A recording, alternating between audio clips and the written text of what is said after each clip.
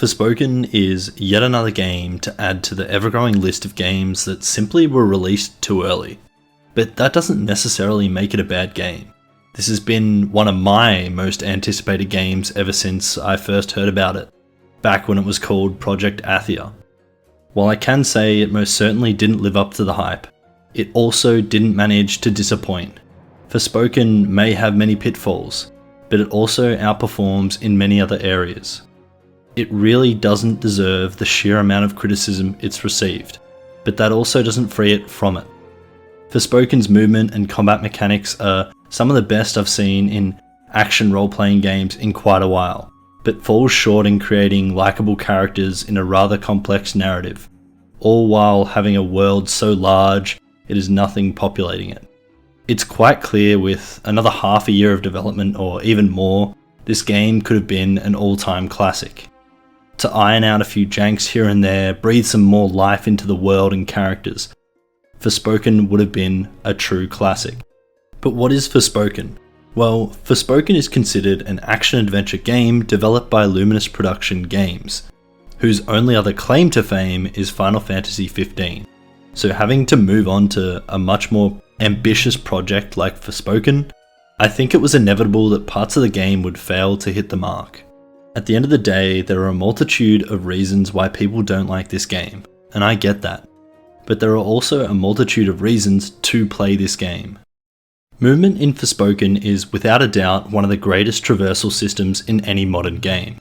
It feels pretty unique, in a genre of games that all seem to be stuck with Assassin's Creed like parkour, Breath of the Wild style gliding. It's refreshing to literally be skipping, jumping and blasting my way through an open world, where it isn't just about holding down a button, but constantly timing my button presses to keep me actively engaged if I want to traverse the world in a timely manner.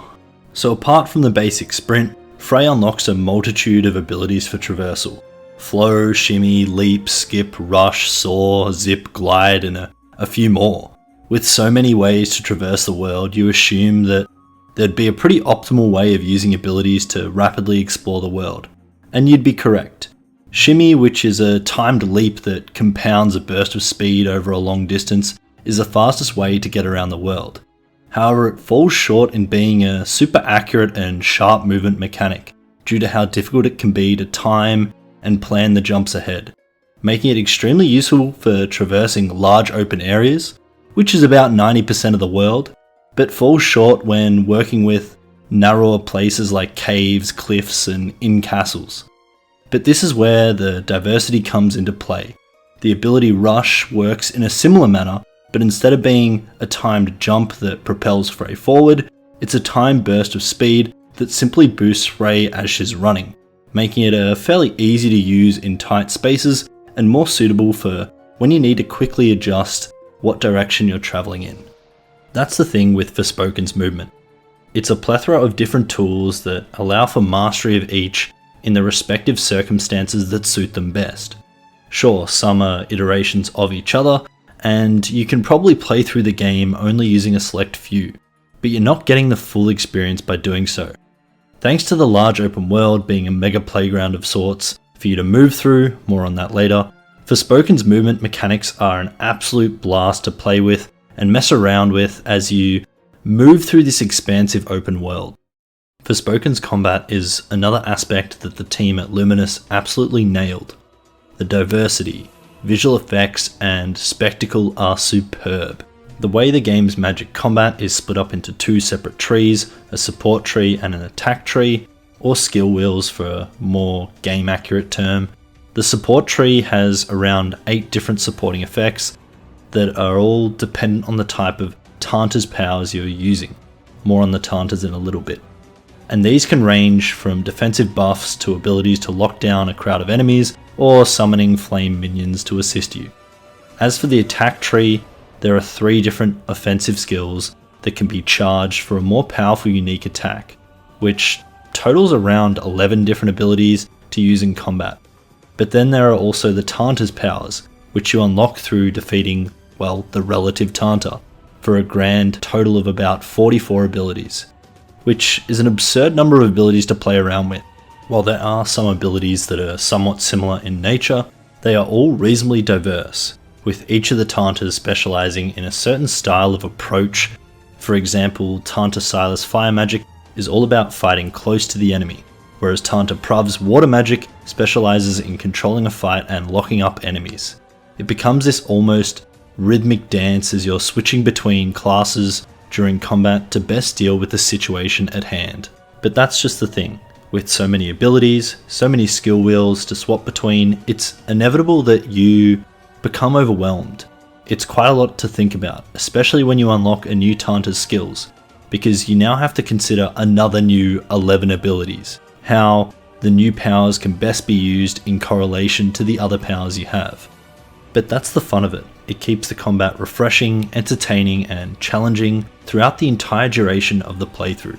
I found myself always figuring out how to best use skills in combination with the existing skills extremely enjoyable. Not to mention that actually using all these skills was extremely satisfying. The animations and effects are top notch and just dazzled my brain. Everything felt impactful and fun to use. Whether or not it was actually effective against the enemy that I was fighting didn't matter to me because it looked cool.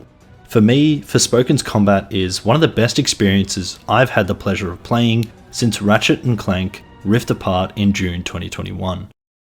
The story is probably one of the most controversial aspects of Forspoken, not because the narrative itself does anything questionable, rather a lot of people have issues with the poor writing, voice acting, and some of the characters, while people like myself really enjoyed the story. The story of Forspoken sees us play as Frey, a New York-raised woman who is suddenly transferred to another world by a mysterious bracelet, and in her attempt to return back to Earth, she finds herself wrapped up in a fight against the Break, a corruption that is slowly destroying the land.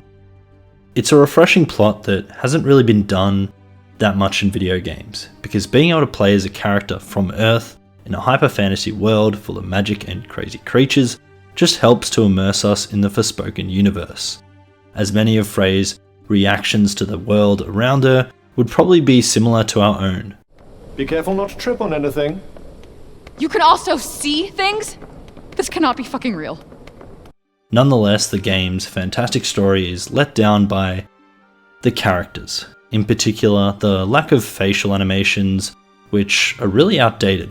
Given the quality of many games these days, it just doesn't hit the mark. Unfortunately as well, some of the writing and voice acting for certain characters here are done really poorly, and it immediately pulls you out of the world and unimmerses you and leaves you thinking, did I really just hear that right? Which is weird, because on the other hand, there are moments in the story that I won't spoil where I couldn't help but get a little emotional as I could feel the tension, frustration, and loss that some of the characters were going through. If you're someone who usually struggles to get emotionally connected or invested in stories in video games, chances are you're gonna find this one pretty lackluster. But if you're like me and you love your story-driven games, this will probably be a mixed bag, a hit or a miss for you. In saying all of this, the story does start a little slow, but really starts to ramp up before creating such a finale that I wasn't able to put down my controller until the very end credits rolled. And then I looked at the time only to see that it was 4 AM. Forspoken's story is this weird narrative that I just can't understand if I love it or I hate it. And I really would say to play it, but at the same time I know that a lot of people won't like it. As mentioned earlier when I was discussing the movement, Forspoken's open world is much like a playground. So large and grandeur that I can't help but be amazed by it. It's necessary for the world to be as large as it is, due to these movement mechanics I mentioned earlier, covering large distances in a matter of seconds. Everything you see in the open world is reachable, and will usually contain some sort of reward for your troubles. And that's just about how the open world works in Forspoken. The sheer scale of the world inevitably meant the game would suffer from the copy-paste world activities that plague modern games like Assassin's Creed Valhalla, or to use a more recent game, Gotham Knights. Forspoken has chests dotted throughout the world, ruined cities, castles and towns to explore, monuments and dungeons to find, mutant beasts to slay. This isn't really something that hasn't been done before. Most of these activities consist of you arriving at a location, fighting some enemies and claiming a reward, or arriving at a location, solving a puzzle, whether it be a puzzle on a chest or a movement puzzle of how to reach the top of the tower and claim a reward. Nothing really changes, except the location of the activities and the enemies or method of the puzzle.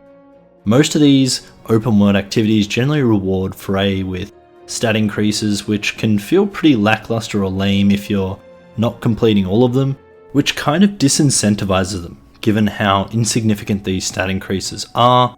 But if you're doing every single activity, you start to feel the power of Frey grow pretty dramatically. Some of these activities do, however, reward new powers, cloaks, necklaces, and new nail styles, which usually jump to the top of my priority list as it's great fun to find new gear with new powers. Once you've done a few of these activities, they are all pretty much the same for the rest of the playthrough. And this is one of the issues a lot of players have with this game. Nothing is new. A lot of these activities feel like chores, like you're ticking off a checklist. It's not like Elden Ring, where every new discovery is somewhat unique and rewarding in its own right. Forspoken's open world is much like the modern Assassin's Creed game, which I personally enjoy, but a lot of people find it mundane and boring. But the truth is, you can choose to engage with none of these activities, some of them, or all of them. It's not compulsory to complete any of these except for the ones in the main quest, so it's entirely your decision on how you want to play. But one of the great things about Forspoken's open world is that there are so many, and I mean so many times I stopped to take in the environment. I'm generally not someone to use the photo mode in the game, but I found myself constantly in awe as I explored this dying but beautiful landscape. It was simply pleasurable to see the land unfold in front of you, these incredible picturesque landscapes for you to explore. Forspoken is one of those games that will be really enjoyable to some or a complete waste of time for others. It all depends on what you enjoy in your video games, how much satisfaction you get from the incredible movement and combat in the game, how much of a connection you make to the incredible narrative despite the poor characters and occasionally terrible dialogue, how much of a thrill you get from exploring the open world and seeing the picturesque landscapes despite the unintuitive world activities. Forspoken is without a doubt a solid title, but without a doubt could have done with some more time and development to help iron out all those rough edges. Thanks for watching. If you could leave a like and comment on the video, it would be greatly appreciated. I always love debating with you guys about games, and let me know if there's something that you want me to review next.